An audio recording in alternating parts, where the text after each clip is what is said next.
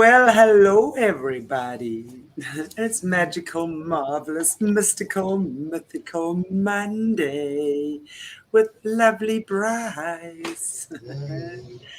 How are you guys? Hello Bryce, hello Morné. Everything good there? Yes. Very excited to be Mm. here. I'm just Oh, loving these tablets. I'm finding them to be so enlightening and very appreciative yeah, me too. of our ancestors of the past to have put this much work into preparing us. And maybe we are our own ancestors, right? Maybe this is for us from a past existence, preparing us. Exactly. The whole timeline type thing, and it's just very interesting, all the stuff that's sort of coming to the fore now anyway. But lovely to be talking part three, tablet five, because I know that there's some commentary and stuff that you want to go through on that, Yes. which I think is super interesting. So get cracking, young lady. Well, I was telling y'all before we started filming, and the reason why I want to go through the commentary, because we finished the whole tablet last week, but I want to go through Doriel's commentary and kind of review this again, because for me, and you guys listening right now, obviously all of our friends who are listening right now, you are a part of this conversation too. Like I think I can speak for Chantelle and Morné and myself in saying we're not the experts at the Emerald Tablets. We are literally on this journey together of self-discovery through these writings. And with tablet 5, when I was reading them last week on y'all's channel, we got to the part of the light bearers who were prepared for this time at the fall of Atlantis.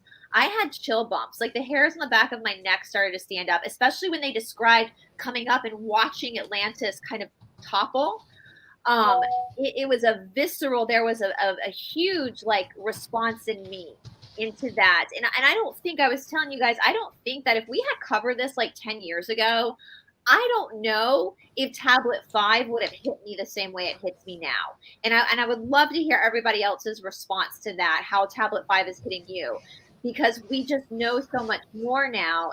And we were saying before we started filming, I think one of the biggest confusions in our community, I don't like calling us truthers. We're seekers, you guys. We're seekers. We don't have the full, to say you have the full truth is very arrogant, right? Like we don't have the full, that we're seeking, right? We're constantly on this path of seeking.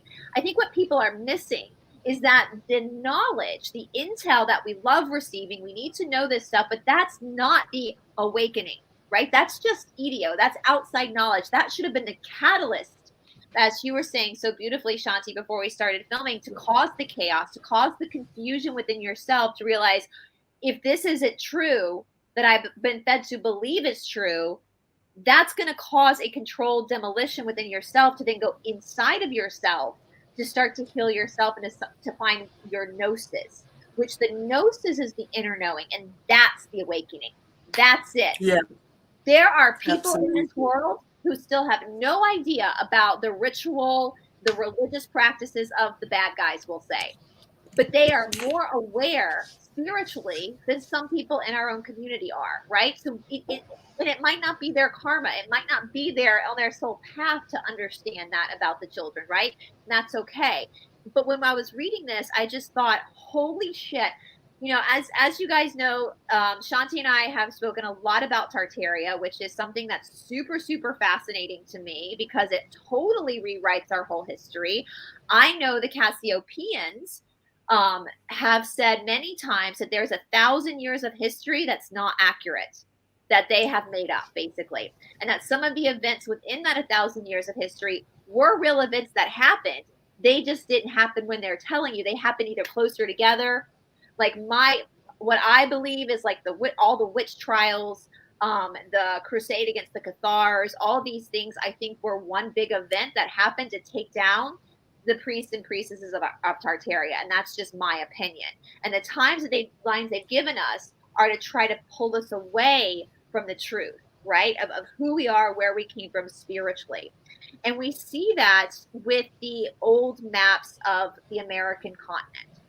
All right. And I have a history book here, and I will tell you guys one of the most if you live in the United States, or even in your own countries, this could be fascinating, but especially for the United States, go to an antique shop in your town and look for history books, old history books. Like I have one here from the 1800s. I found it in an antique shop in Putnam, Connecticut. It was $20. I could not read it until I bought it. It was sealed up. So I bought it. $20 isn't that much. I was like, let's see what they were. This is an elementary school history book. What were they teaching the kids in the 1800s about American history? Lo and behold, in this book, they were teaching the kids in the 1800s that the Native Americans were all races. So there were white people who were already here. There were black people who were already here. And we know the Creek Indians, close to where I live, were black. We already knew that. That's already been shown. There were Asians that were already here. That's what this book is telling us. And then they rewrote the narrative. And of course, they can't, if white people were already here with the settler story, that means that not all the white people were conquerors. So who are the conquerors then? Who are the colonists? Well, the controllers. That would make it the controllers. Right? And so they can't, if we know the truth, they can't divide us by race, right? Because if all of these races were already living on the American continent in harmony with each other, then they can't divide us by race, right? They can't do that. So, and I know for me, it's made me second guess my own heritage, right? I know of two ancestors that came over on boats after the Civil War, whatever the Civil War was at this point. So I do know that I have an ancestor from England, an ancestor from Germany that came here. Post-Civil War, we have all the documentation. But beyond that, all of my ancestors supposedly arrived in like the 1600s. Well, did they? That's my question now. Did they really, or were they already here? Were they here for the mud floods? Were they here for the incubator babies? Have they always been here? I don't know. And so some people in academia might think we're crazy for even entertaining this idea, but I wasn't there. We're just being told this stuff. Like, who knows? And if you are still on Facebook, I'm not anymore, you can find all of these pages, these groups that are dedicated to Tartaria. And they're showing all these pictures from the late 1800s, early 1900s of them literally moving pyramids, literally moving artifacts to different continents. And there's a great YouTube channel. I cannot remember the name of it, but it's a great YouTube channel it's a guy. His whole channel is dedicated to proof that the real Egypt is here in the southeastern United States. That the real Egypt, the real Nile River, is the mighty Mississippi River that goes all the way up and down the United States. And it ends in the Delta, which is New Orleans. So that makes New Orleans Alexandria, where the library was. Now, in Memphis, Tennessee, which would have been the real Memphis, the original Memphis, we'll get to this at the end when we go through the commentary again, there was a Sphinx. I said that last week, and I went on DuckDuckGo, when I read the 5th tablets on my channel a few weeks ago, I found the photo of the Sphinx in Memphis, Tennessee, and a marker saying it was in Memphis, Tennessee, that they got rid of it. After I told you guys that last week on Aquarius Rising Africa, guess what happened? They pulled the picture down off of DuckDuckGo. So that tells me, like, we know the controllers, the bad guys are smart, but they ain't that smart. Thank you for pulling that picture. Morné has it now because we got it off the bat at the tail end of my video where I had put it up. So thank you, controllers, for confirming for us that we are onto something. Because if we weren't onto something, you would have no need to take all this down. No need to try to. So I'm showing the maps where Memphis is, right on the mighty Mississippi River. There is that glass pyramid they put up because we know that's modern, but they have to signal. And then at the end, it shows the next slide is showing marking this from Tennessee.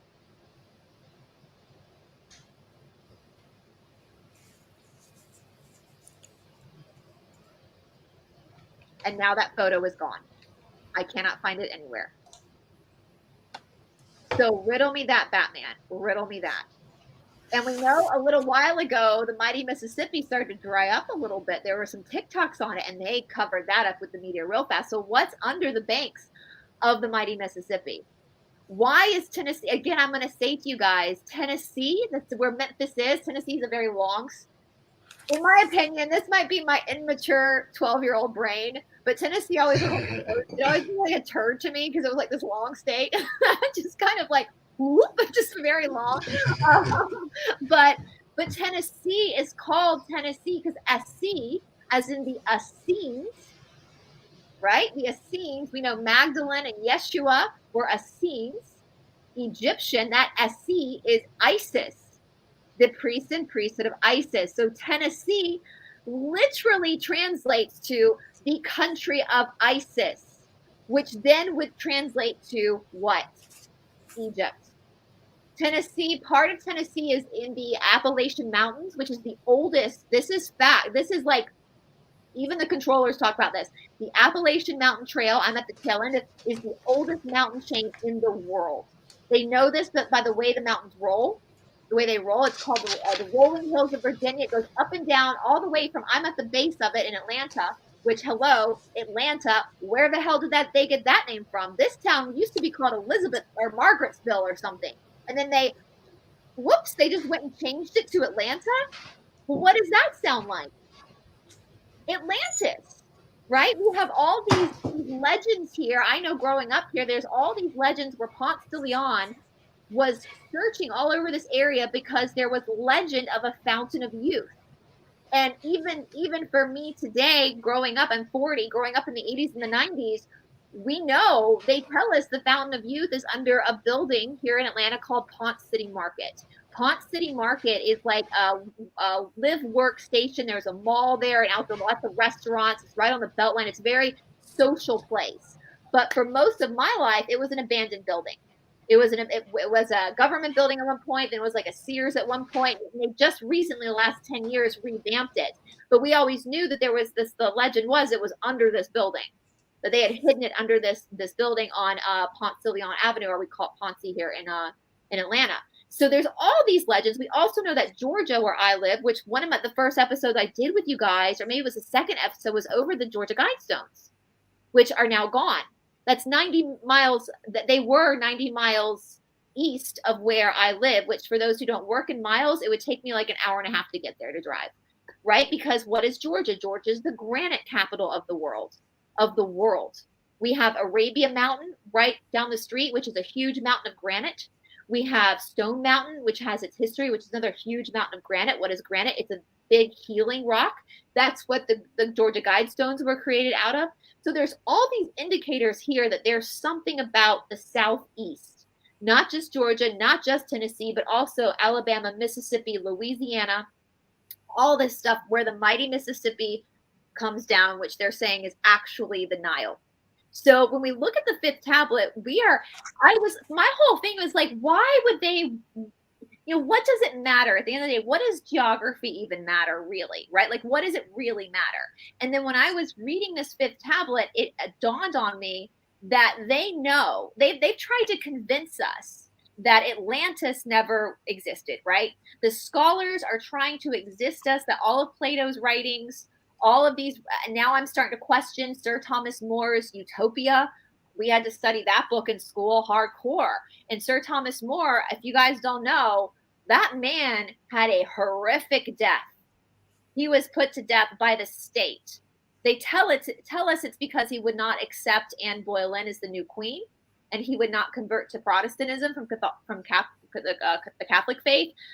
But now I doubt the reasons, the motives behind some of these things. He had a horrific execution, and he was writing Utopia. So what's the truth here? Why were they taking these people out? What's the real story? If we know 1,000 years of our history is basically bullshit, and they've prolonged things, they've mismarked things as to where they should have been, then what's the real story? What's the real story with the Native? I've been questioning that now. What's the real story with the Native Americans? Who really are the Native Americans at this point?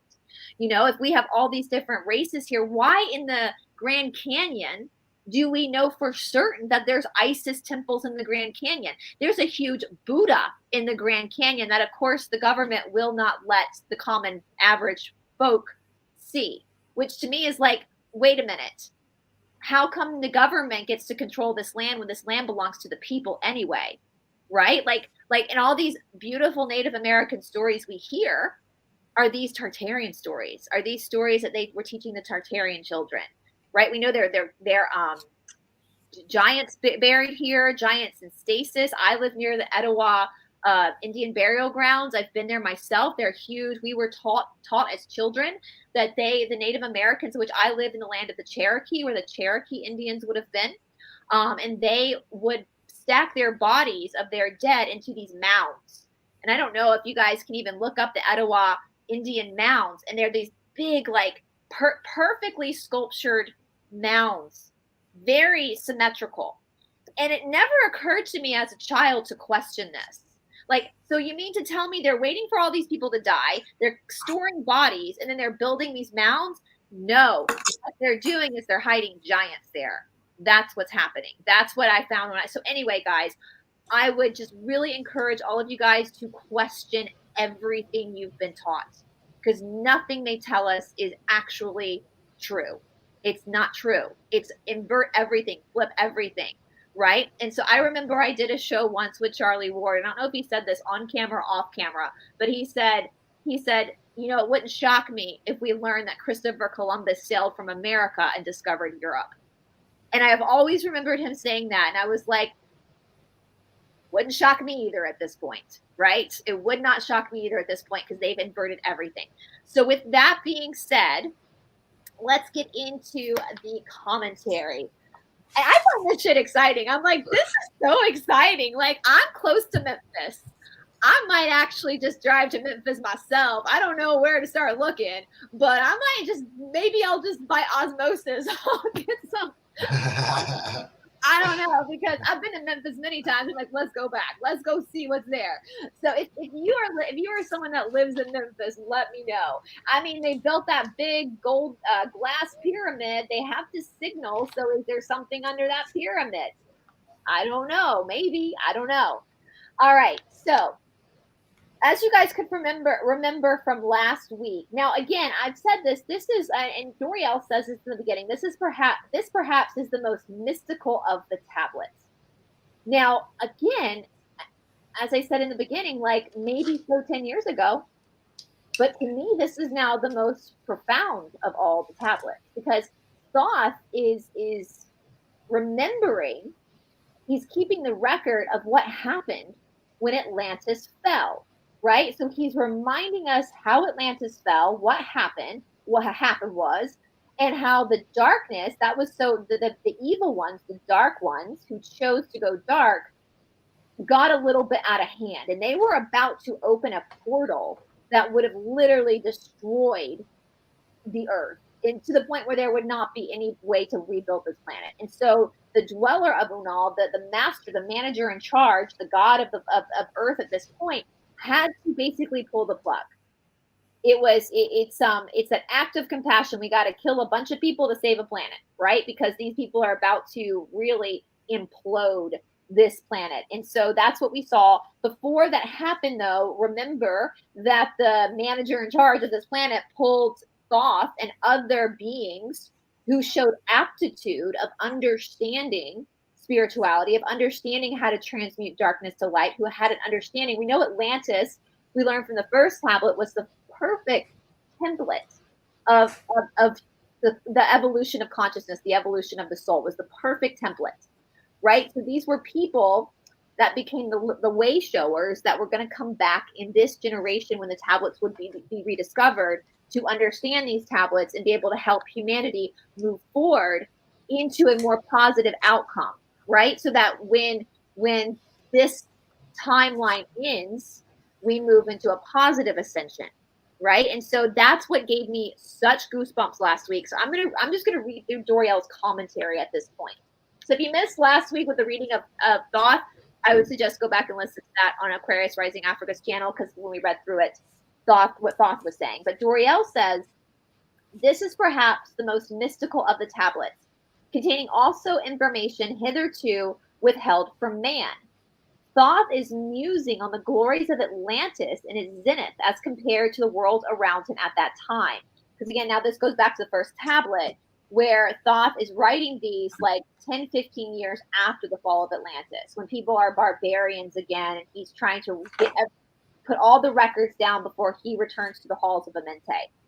The dweller of Unal, the master Horlet, was ruler of the earth through the cosmic power he wielded, though he did not intervene in the government of nations unless it was absolutely necessary, which it became absolutely necessary at the end. And again, some people in their commentaries believe this was like a Gabriel type, like an archangel, where we know the god of earth now is Lucifer, right? And Lucifer was also an archangel, right? So these are kind of like the managers, right? Horlet was not entirely of this cycle, but was one of the extensions of one of the lords of the cycle, manifesting on Earth's surface to fulfill certain necessary functions, helping to establish knowledge and harmony among men. He established the kingdoms of Atlantis, dividing them among the races and placing the highest developed ones at the kings over the rest of men. So we talked about that a couple of weeks ago. So my belief about race now is that race is just an imprint of the dominant cosmic genealogy you have. Like, I'm not white because I come from Europe. There are just a lot of Palladians in that area, right? Like that. You're not black because you're from Africa, or you're not Asian because you're from Asia. Like this is your dominant. We carry all the strands of all the cosmology of all the intergalactics in our DNA, which is the 10 missing tribes of Israel, the 10 DNA strands that are not active.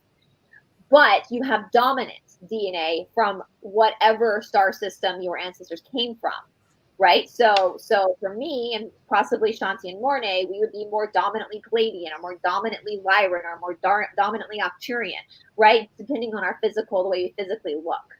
But we still carry other DNA as well, if that makes sense. So and this goes back, I think I said this a couple of weeks ago, this goes back to a very famous Native American story.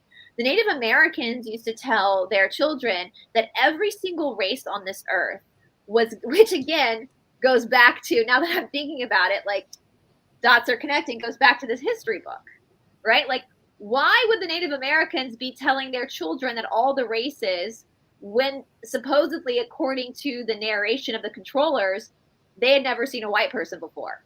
Why would they know about different races if it was just Asian people in America that had crossed the Bering Strait? But they were telling their children that all the races on the earth, every race you see on the earth, has certain abilities. So black people have certain abilities, white people have certain abilities, Asian people have certain abilities, all the blue people, wherever they may be, have certain abilities. And the trick is learning how to work together. That's what creates harmony, is when each race can do what they know how to do and you can work together in harmony, right? And that's what they would tell their children. And when you don't work together, when you become what we call racism, when you think one is better than the other and my ability is better than your ability, that's when you have disharmony. So that confirms this Native American story that the Native Americans were told when he took the manager took all the races and had their own little schools so that they would know how to use, because where are these powers coming from? They're coming from their galactic origins. So they're learning how to use what they are good at doing, right? So that they can work together. To make a real powerful grid system. And that he took, out of all the different races, he took the people that were the most adept and brought them together on an island to really work together to help keep Atlantis running. Now, again, we know that there's always a dark side, and that dark side started to dominate, which is why we had the collapse of Atlantis. So they go on to say, he then built the temple of Unal from the ether of primal substance. So we talked about in tablet 4, right? His thoughts, his vibrations are creating the temples, are creating the countries, right? And in the 4th tablet, thought says we collectively in our conscious being thought this and it became so, right? So in that sense, we can't blame anyone for the circumstances of planet Earth when we literally created this ourselves for our own soul to refine itself. So that was back in tablet 4. So he's kind of echoing what tablet 4 said. He then built the temple on Unal from the ether of primal substance, molding it to the form by his will, using the power of Utolan, and they say Utolan is not translatable, to hold it in form. The temple was square and had 3 miles to a side and was a mile high. It did not truly rest in third-dimensional space, but in the 9th dimension, therefore, the blackness. No weapon in the 3rd dimension could harm or even touch it, for anything cast against it would be lost in the curves of the 9th dimension. It had within its heart the essence of light, and there was a gateway from a mente where the flower of life burned eternally. So this is interesting. I actually was having a conversation about the ascension process yesterday. And before, many eons before where we are now, third density, where we are now, is the density of choice, right? That's why we have polarity. It's because we have to make choices, yeah? Service to self or service to others. Now, before there was a time where third density did not have a veil, where third density could see everything. There was no veil. And when there was no veil, then inhabitants of third density decided to go real slow on their ascension process because they could see everything, they knew everything. And so the powers that be dropped a veil on third density so that we would speed up. So that's the reason for the amnesia. It's done on purpose so you would speed up. You know, what's the point in being born knowing that if you have a bum elbow, you can just heal it yourself? Like, you have to go and just, as my friend said, what's the point of that? Like, you need to, like, where's the fun in that? Like, you need to be able to discover this through your own cycle of friction and understanding, because once you realize you can heal yourself, then you've bumped up in your consciousness. But if you're born knowing that, then there's nowhere to go, right? So that makes sense to me. Anyway, the dweller used the word in molding the form of the temple, the word being then expressed as Utolin. Within the temple, the dweller erected mighty machines of many kinds, forming them out of the primeval matter and started them in motion by his will. Thus, auctioning, they would run forever, for the will which supplied their motive is an eternal thing. So once the veil was dropped on us, and I think most people watching this know this, there's so much happening around us at all times that we just don't see. Right? We don't see. We can feel, like we might feel a spirit, we might feel something, but we can't see it because there's an intentional veil there. In the temple, the dweller was at the most times unmanifested, that is, the physical body which he occupied from time to time remained in the temple, while the consciousness what he was manifested elsewhere. Three from among the highest development of men were chosen to be messengers of the dweller. They were carefully trained in their work by the dweller, while through them he chose others and had them placed on Undal opposite Undal to be teachers and priests to Atlantis. These later were the priests, scientists, and philosophers. Each of them was taught for 15 years by the three before they were allowed to teach others, which then definitely echoes Parampara in India, which in India, you go through like 10 to 15 years before you're granted authorization to teach. Like, that's very normal in these older ancient systems. And so it's nice to see this echoed in this template. Like, for me, if I were to ever be involved in like a teacher training, I would lose my authorization, because we talked about this, you can't be a teacher in 200 hours. It takes years to be able to be a teacher. And so it's interesting, when I read that, I was like, wow, this is actually echoing a lot of the ancient teachings of India, of the way that they have their parampara system set up. So interesting. Let's see here. The Thoth made his first contact with the dweller through one of the three messengers. He was led before the dweller in the temple in the place of the great fire. This fire was not the fire of life, but the radiation caused by the junction of the space of the temple and the space of a mente. And y'all, I had to pre-record a bunch because I'm out of town this week, but I have a video dropping on my channel on Thursday about Malaysia Flight 370 and what really happened. And that's kind of echoing this fracture in space-time, time-space, where if you know how to use it, you can use it, but if you don't know how to use it, you're going to get stuck. So when I read that the junction of space of the temple and the space of a mente, I was like, oh, this is one of those portals that they're talking about, that the naked eye as a third density being can't see. And we know that the bad guys are fully aware of where these portals are. We're just the ones in the dark about it. Thoth was led before, and maybe that's why another reason why they've confused us with geography, because they don't want us accidentally finding these portals. So they're going to confuse us. You know, there's so many scholars who now are studying the Emerald Tablets, and they're going to Egypt and Africa trying to look for these things. The controllers aren't stupid. They knew that would happen. So they just didn't tell us where the real Egypt was so that we wouldn't go looking in Memphis, you know? So I think, isn't there a song like, Looking in Memphis. There's a song. Anyway, you guys know the song I'm talking about. Walking on Memphis. Walking in Memphis. That's it. The walking in Memphis. That's it. Let's see. So Thoth was led to the dweller who was seated on the throne, reflected the lights from the gateway. To Thoth, he appeared to be literally clothed with fire. He was informed by the dweller that he was chosen to be the keeper of records. For the dweller could look into the man's future, knowing the changes in consciousness would eventually bring a wave of units of consciousness of low development to Earth. So he knew that Thoth understood human consciousness and could keep records, because what was coming for man was darkness, and we would forget everything, which we saw in the first tablet, right? So he's like, dude, the dweller is like, listen, Thoth, listen, bro, you got to do us a solid. You got to write all this shit down, because humanity is about to go into a darkness, and we need to record all these things, because in a generation to come, it's going to be rediscovered again, and they're going to need a starting point. And so I need you to write. I mean, how much pressure was that for Thoth? Let's just for a moment just recognize the savageness of Thoth, that he took this responsibility and did it, because that's a lot of pressure, boo. Like, that's a lot of pressure to be the person that's got to write everything down and then hide it from the bad guys. Like, that is a mission. It's like Mission Impossible. So hats off to Thoth for actually doing this. He was informed by the dweller that he was chosen to be the keeper of records. For the dweller could look into man's future, knowing the changes in consciousness would eventually bring a wave of units of consciousness to low developments of Earth. He also knew the destruction of parts of Earth's service must come, the floods. So steps must be taken so that nothing would be lost. Thoth had earned his great privilege by his own effort. That is something that I think some kids today don't understand.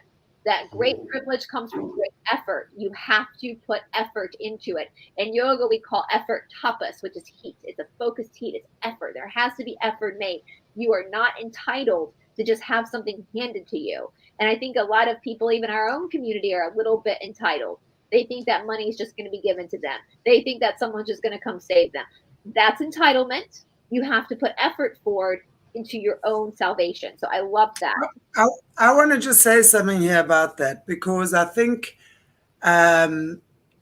we've also got to look at the way we've been programmed as the human species, so to speak. If you look at the way we've been programmed that 99% of us are poor, that we're born into poverty, or we're born into having to work very hard in order to achieve any form of wealth. And pretty much 1%, if we're looking at how this pyramid is working right now, right? Pretty much 1% is the elite or the delete, but those would be the ones that are designed or programmed to be super wealthy. Now, again, we're looking at how the controllers have come in and how they screwed with, definitely. I mean, we were speaking earlier on, actually off air, about a lot of these artifacts or whatever it is that, that are over from Tartaria, Atlantis, things. I mean, that's a whole story for a different show. Very interesting. However, but the thing is, when we look at the way that we have been controlled and conditioned, our conditioning is that we are poor and that we don't have money and that our parents are struggling. And that, of course, that gets then passed on through the bloodlines, and we call it our karma, okay? Because really, what we're really doing is we're mirroring then our parents or our father, or the karma is for the firstborn to go bankrupt or lose a child or whatever the case might be. We see this often. And this is where I always say, so it's all well and good saying we shouldn't have that sense of entitlement. And I agree with you, we shouldn't. But, we need to understand where that comes from to begin with.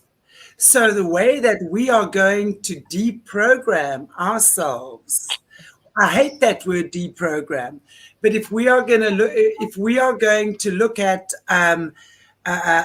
unwinding that kind of mindset, because that is so deeply entrenched in our subconsciousness already from the beginning of time, or I don't know, if we just look at what's happening here, from the beginning of that, that's so deeply entrenched in us. So it's up to us, when we look at what's happening around us now, just look at the whole woke scene, right? Entitled to this. I mean, young girls, I mean, they can't be more than 19 or 20, and I'm watching certain things. They've got a body count. I didn't even know what a body count was until yesterday, okay? A body count means how many guys they've slept with, of up to 340 guys. And this is and it's like the opposite side of the suppressed feminine, right? So now they're completely expressing themselves and demanding they have equal rights and they can behave like men. Well, my problem, that I have with that is, firstly, as a woman, you're not a man. Yeah. You are not connected in the same way a man is. So to think that that's going to give you the status you require, it's going to give you the opposite. It's actually a bit of a booby trap, that. So, people are going to the opposite extremes of trying to discover these things about themselves and demand I'm heard, and demand I'm recognized, and demand I'm paid, and demand I get my education for free. That's really the flip side of all the suppression that we as humanity have expressed or experienced for so long. So again, what we always say, Jesus didn't come here to save you. Jesus came here to teach you how to save yourself, so that you yourself can resurrect from that consciousness. Yes, it's entrenched in us so badly, but it's important not to blame ourselves for it. We've got to be able to understand where it comes from, because when we're looking at the symbol of the Ankh, right? The symbol of the Ankh is understanding, transformation, resurrection. So when you understand something, click, it's going to unlock that. Suddenly, ching, understanding sets in, which then sets the stage for transformation or transmutation, or as I always like to call it, alchemy. The alchemy then occurs, and alchemy is not always easy or pretty, because that means you've got to change the way you look at things, you've got to change relationships maybe, etc., etc. And from there, the resurrection, remember the circle, cross becomes circle, the resurrection of the human consciousness occurs. So then you can then start acting differently. You resurrect the way you act and you behave. But it's so important to understand that, yes, we have been programmed. So, yes, there is a whole lot of crap that we're seeing out there right now. And instead of judging it, people, let's understand it. Let's understand that a lot of these kids have been programmed by the system for this time, to create confusion, to create chaos and mayhem, to create division. So what we really need to do is stop the judging and dividing, go within and understand what you're learning through this experience on a deeper level. That's how you unprogram your own programming that's been imposed upon you for many, many, many centuries. I mean, 300 men. I'm just like, damn, I'm tired just thinking about that. Like, who's got that kind of energy? And when I was it's crazy. I know, like, what young girls are doing to themselves. Oh, every time you speak with someone, you're sharing karma with them. Like, you're so like literally like consider that you're sharing that person's. The minute your energy fields circulate in that way, there's a karmic, Anyway, I'm like, listen, that makes me tired just thinking about it. Like, I ain't got that kind of time to be. But I wanna just actually say, please, just to Vintage, I want to actually just respond to this, what you're saying here, this question. I agree. Oopsie. Feminism movement has not been good for us females. It hasn't, and I'm going to tell you why.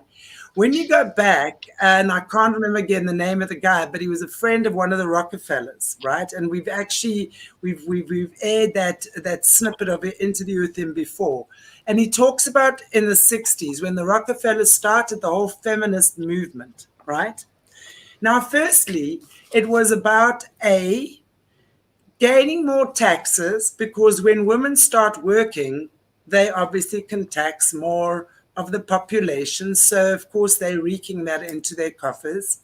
And secondly, it was about breaking up the family unit, because the minute the family unit is now broken, in other words, you don't have your mom, you don't have the traditional values that the dad goes out, provides, protects, does that, and the mom staying at home really raising the children, which in my opinion is the most important job on the planet, because you are raising tomorrow's generation. And if these kids, and what happens is that now, think about a child coming home from school, mom's cooked a meal, mom's doing homework, mom's ferrying them around, whatever, to sporting activities and what have you. They have that sense of security. They have that sense of nesting. They have that sense of safety, right? Now that has been taken away. So now they're being raised by au pairs, after school centers, nannies. I don't even want to think about who else gets to raise your children.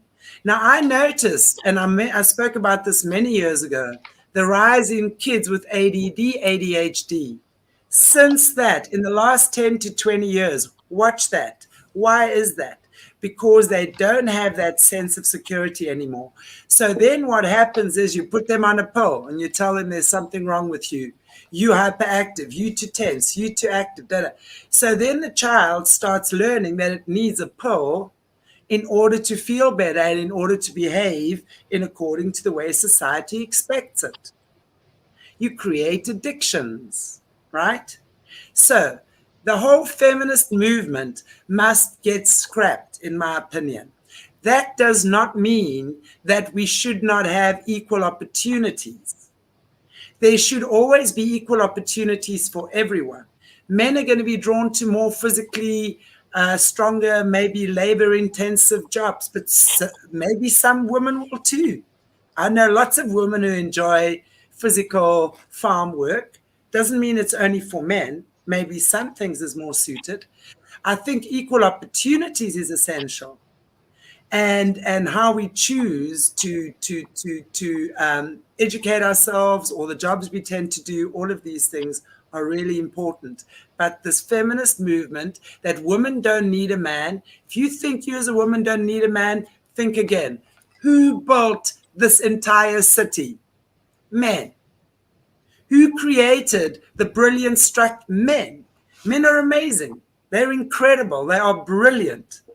Women must, and I'm sorry, I say this as a woman, we've got to stop our nonsense as well. Yes, men too. But the bottom line is we need to maintain our femininity.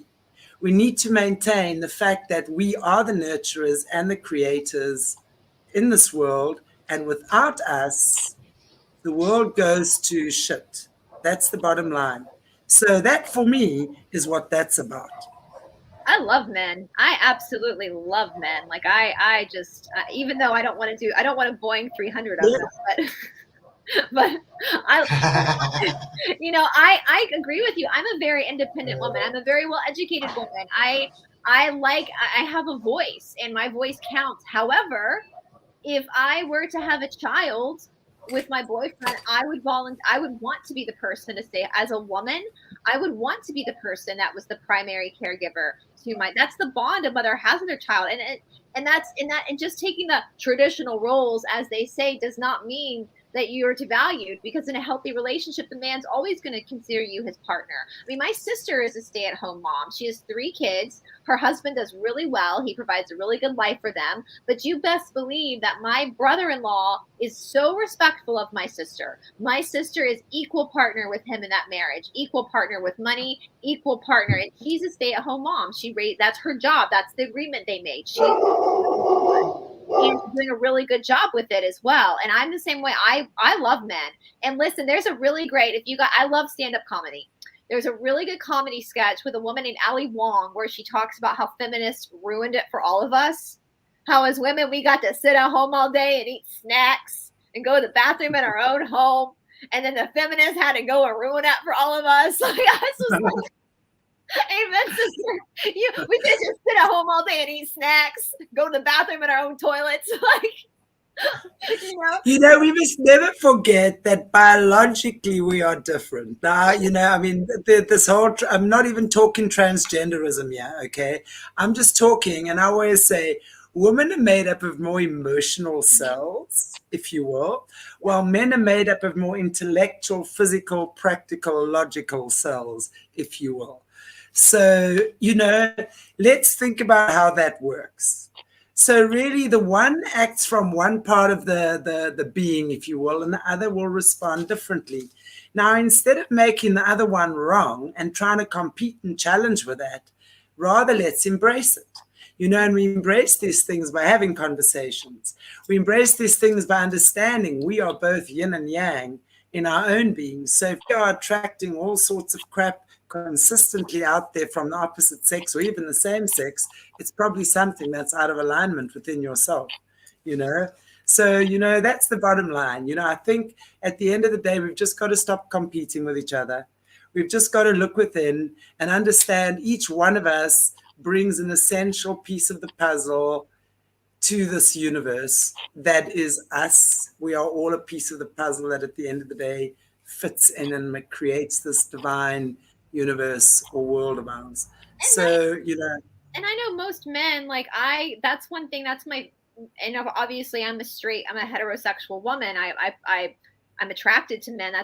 But for a man's body, the most attractive part of a man's body to me is his chest and his arms. Why is that? It's because as a woman, it's bigger than me. It can protect me. It can, and I think that's that's that natural instinct of being a woman and wanting a man to, they say that, and I don't know if this is true or not, but they say that, and it's not like I'm frequenting bars or anything at this age anymore, but like when a woman is ovulating that time of the month and she goes to a bar, she's going to be looking naturally more inclined to look for men who give off the energy of being a good provider and a good protector, right? When she's ovulating, because that's the natural instinct to want to have the man that's going to protect. If there's a noise in my house, my boyfriend is the one that jumps up to go check, right? It's not me that jumps up. Has that natural instinct to jump up and go check the house, right? That's the natural. It's so interesting. I was watching these. I've fallen into the TikTok yoga or YouTube shorts, where they're like a minute long, and I was watching all of these shorts this morning of these people like slamming the gender identity stuff that we see going on. And this beautiful Black woman was on there saying, you mean to tell me that you expect me to respect you enough to call you a woman when you're not, but you don't have enough respect for me to call me a mother when I'm giving birth at the hospital? And we see that degradation that they're taking. And I was like, hell no. If I was pregnant and I went to a hospital and they called me a birthing unit, I would smack that doctor and demand a new one. I am not a birthing unit. I'm a mother. I'm not a chest feeder. I'm a mother. My body is able to produce milk because I am a biological woman who is a mother, right? I really think, I always look at the flip side. I always say God teaches us through trickery. And we really have to, because we're going to get these cute little curveballs hitting us from every angle every so often, right? So I think, we look at the fact that humanity right now is under siege. It's not just women or men. I mean, us women as well. Absolutely. It's like, I look at this whole transgenderism chaos going on now, and I think to women, you fought for women's rights for so long, and yet now you are, and to protect women from the very thing you are now allowing. So you're allowing a man into your space pretending to be a woman. And you think that that's normal? The bottom line is, I think it's giving us women the opportunity to absolutely appreciate who we are. because most women see themselves as less than. They haven't understood and that's why I always say, all these guys, you know, no matter how many facelifts you have and pretty powders and boobs jobs you have, a woman has an essence that only a woman has. It radiates out of her. You can sense it when you see her. She has an essence that can never be emulated.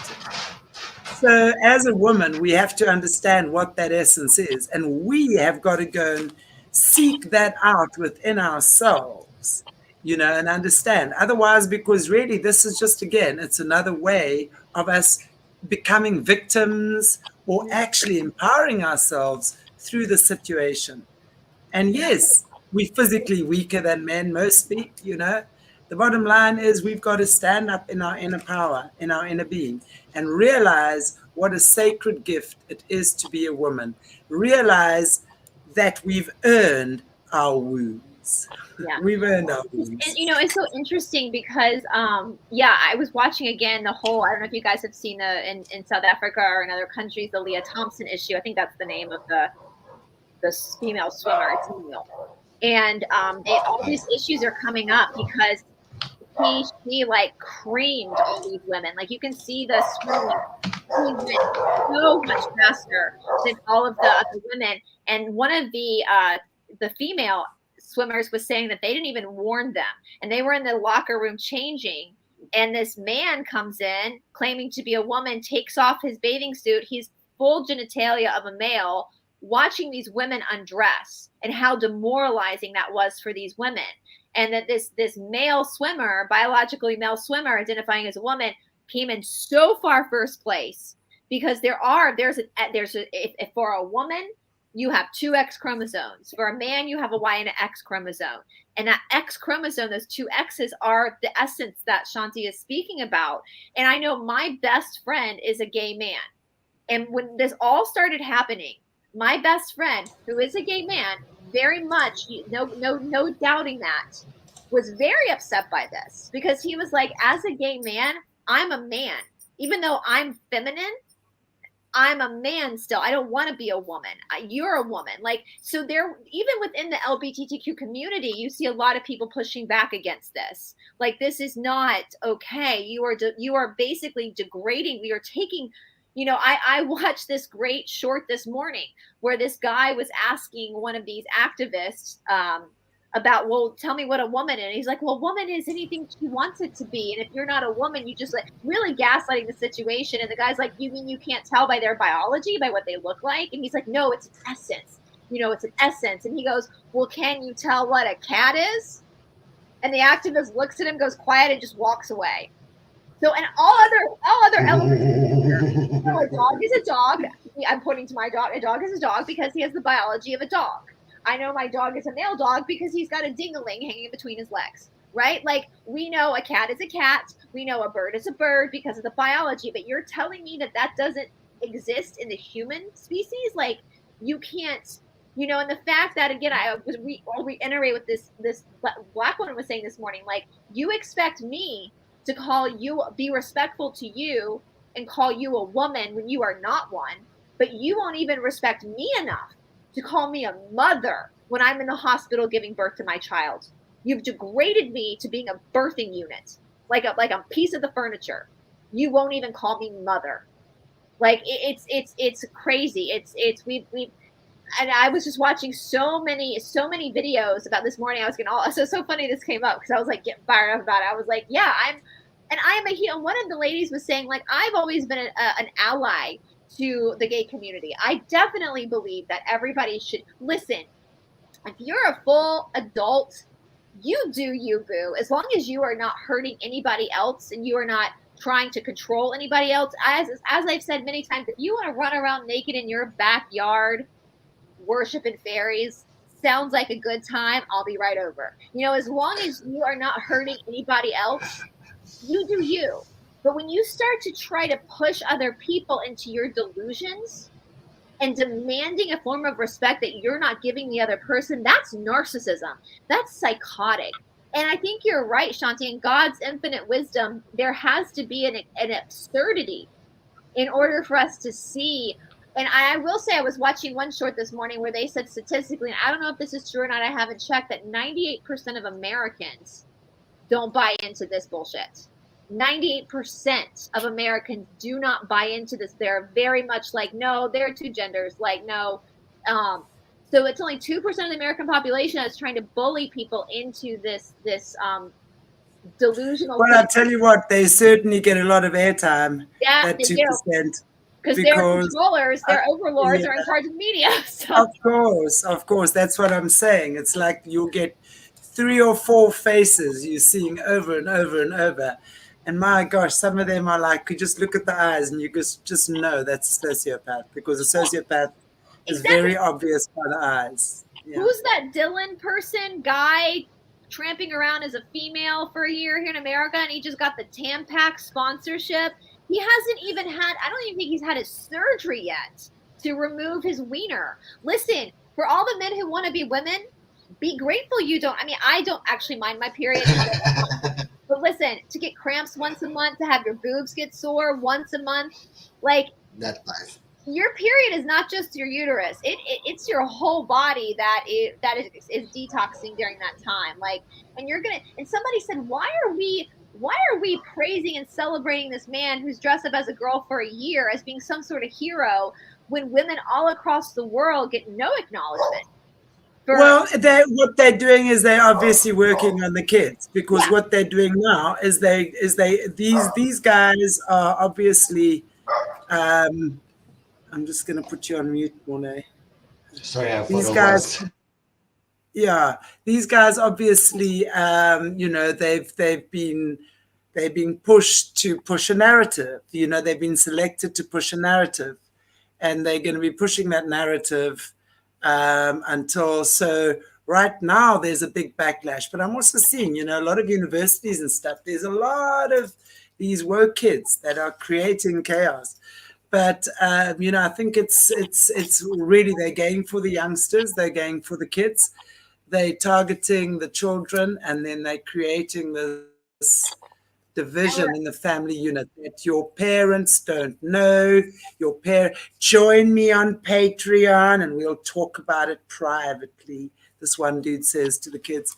It's quite crazy. Patreon with some adult talking about this kind of stuff, I would be taking my kids' devices away and calling the police, because that is. Well, that's but you see what happens with so many confused children.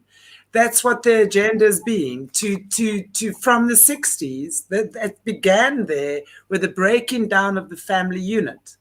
So systematically, they've now separated. They've created their own education system, their own nursery schools. They brought their own teachers in, their curriculums that they want the kids to hear, and this brilliant scholarship you can win to this brilliant university that just fills you with cabal nonsense, That's what they've built up in the last 50, 60 years.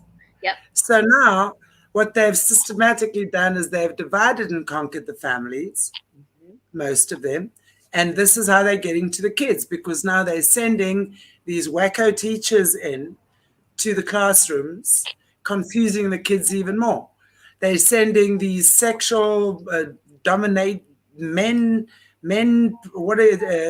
having sex shows with toddlers, gyrating.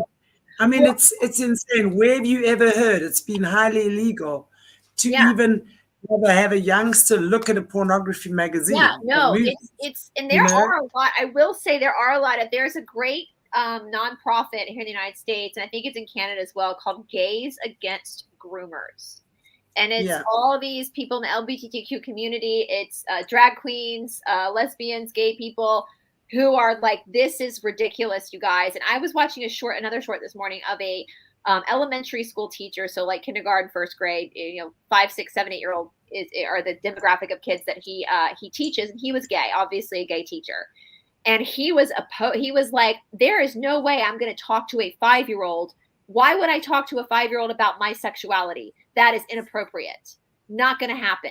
And I was like, thank God that there are so many people in the LGBTQ community that are standing up against this, being like, this is ridiculous. You would never let a child go and watch a straight porno. You would never let a child go and watch, but yet you're going to, there's a drag queen that's been speaking out saying, listen, I perform for adults.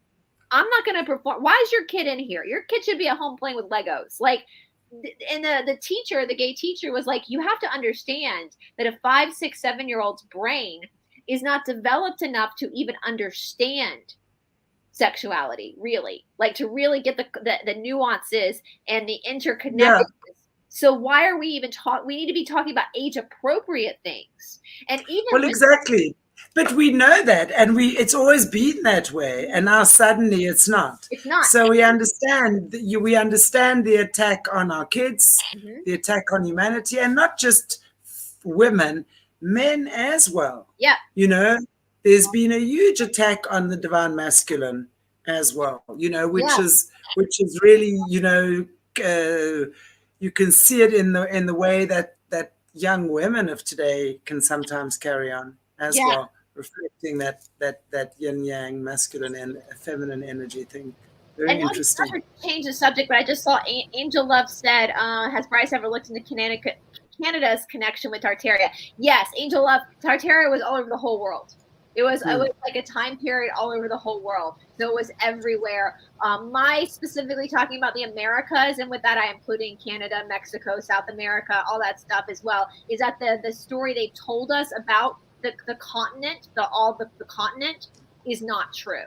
And so if we look at the Tartarian history and compare it to the American history, whether that's America, because Canada, for those who aren't aware, America actually is the whole continent. So I live in the United States. Angel Love obviously lives in Canada, but we are all on the American continent, right? So the whole American continent, the story of it is a big fat lie. And speaking of programming, I was saying this before we came on, like for most of my life, there has been a huge assault on America, right? Like stupid Americans, like how many people from other countries were trained to believe that the American people were less than, that America was stupid and it was not. Why do you think they started that programming, right? It's because they're trying to hide.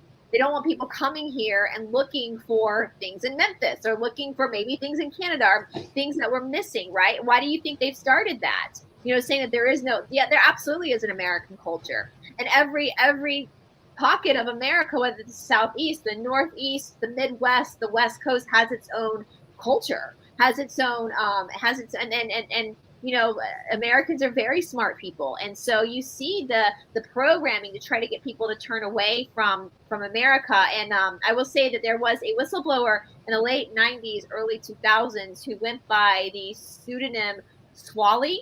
That wasn't her real name, but she was like a Jessie Zaboter, and she was talking. She grew up in the Illuminati, and she talked about this, that for the controllers, America was the wild, wild west. And it was because they couldn't get around the American Constitution.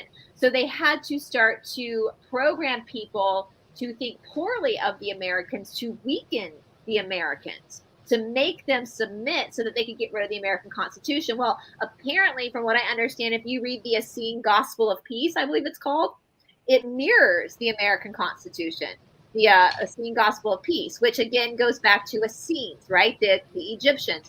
So is the American Constitution really a constitution that was written by the forefathers, or is it the Essene Gospel of Peace? Was it literally the rule book of the Essenes? I don't know. That's all to be explored in the future, but it makes sense why, just like a good narcissist, just like a good psychopath, they create smear campaigns when they don't want people looking in a certain direction, and it worked. You know, they had all their flying monkeys out there degrading Americans.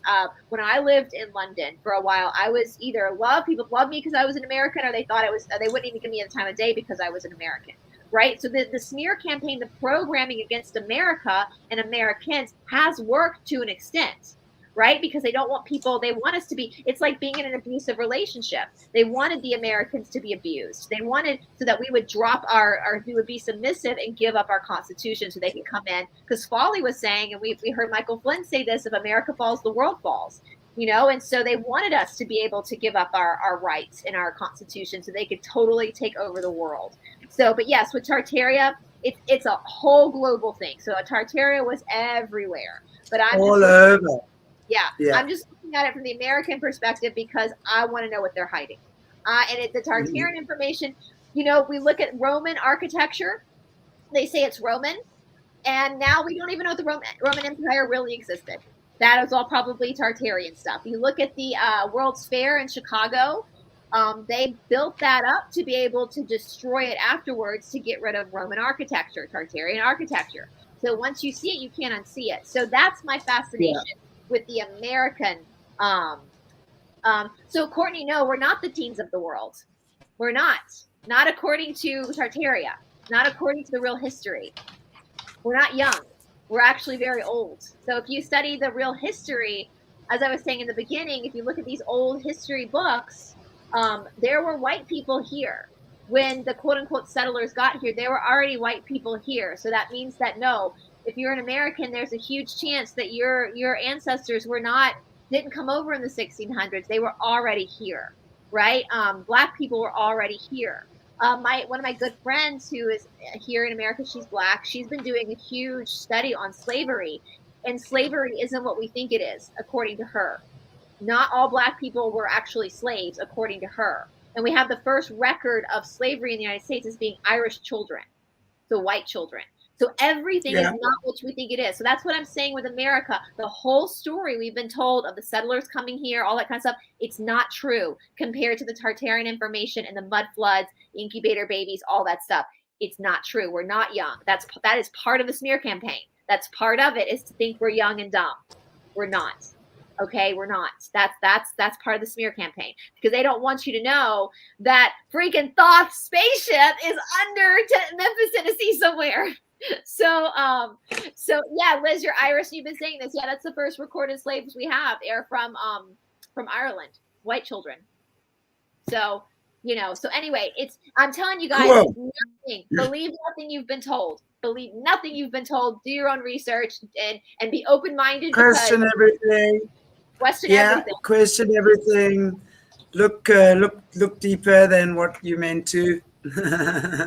Anyway, okay. Canada's the real France. That's the real France. That's where Magdalene's buried, in Ottawa. So there you go. Anyway. So shall we pick up next time? Okay, guys. Well, do you want to carry on, Bryce? I don't know. We're overlapping, yeah. We're over an hour now, so I don't know if you wanted to. Okay. Yeah. I think let's wrap it up for today, and then we'll continue next week. After I've tapped everything that's fallen off my table, yeah. Okay, guys, thank you so much for joining us for another beautiful Monday with Bryce on the Emerald tablets.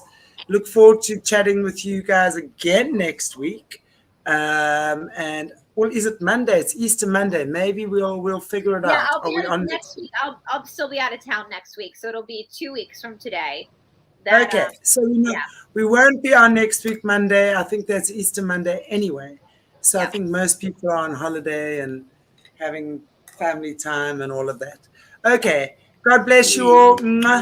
Take good care of yourselves. Thank you so much. And we will see you on sometime this week. I don't know. On the flip side.